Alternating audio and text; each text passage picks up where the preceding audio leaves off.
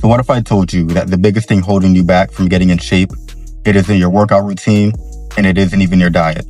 The biggest thing holding you back is motivation, and more specifically, it's how you choose to get motivated and why. So imagine that you're on your For You page, whether it be on Instagram, TikTok, YouTube, wherever it is. And then you come across a video of David Goggins. And it's a motivational video where he's, you woke up at, 4 o'clock in the morning to train every day to become a Navy SEAL. I run anywhere from 125, 150 in a week. So I'll try and put in about 450 miles a month. Usually every day I wake up at 3 o'clock in the morning and I run anywhere from 10 to 15 miles in the morning. And then I live about 25 miles from work. So I get my bicycle, commute into work, do a normal work day. At lunchtime around noon, I'll run again. He's running 10 miles, he's eating all the right foods, and then he drops the weight and then becomes a Navy SEAL. And then you say to yourself, okay, I'm going to try to do the same thing. So then what happens? You go on that same type of journey. You try to work out every day. You try to, train hard, eat right. Maybe you do it for 3 days, 4 days, 5 days in a row. Maybe even you do it for an entire week. But then what happens? You get exhausted, you get tired, you get sore. And then suddenly that motivation that you had at the beginning of your journey, it's gone. And then now what are you stuck with? Just a bunch of tired, hurt feelings of feeling disappointed because you had to drop out because you weren't able to stick it out. And this is the problem with waiting for motivation. And this is the trap that motivation always leads you to. And I know this has happened time and time again for a bunch of people who've started their workout plans. They start their workout routine. They start off at this really big high, and then they hit a low, and then they can't continue. Guys, you need to stop relying on motivation to try to get in shape. It's not sustainable.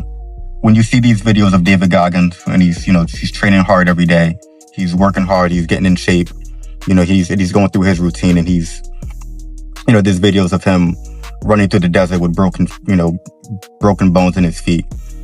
And yeah, that looks very motivating, and it's like, okay, well, if he can do it, I can do it. It's like, no, you can't. David Goggins, he's one of one. There aren't too many people who have the discipline to do what he does consistently, nonstop, and just keep going and going. You, on the other hand, you need something much more concrete, much more sustainable, and much more reliable than just relying on motivation. David Goggins will even tell you himself that he doesn't rely on motivation to do his workouts. It's discipline. So what does discipline actually look like? Discipline isn't going to the gym 7 days out of the week just because you feel like it. Discipline is going to the gym when you realize, even if I don't feel like going to the gym, I go anyway. So even on days whether your motivation is high or motivation is really low, you still go to the gym. And that's not 7 days a week.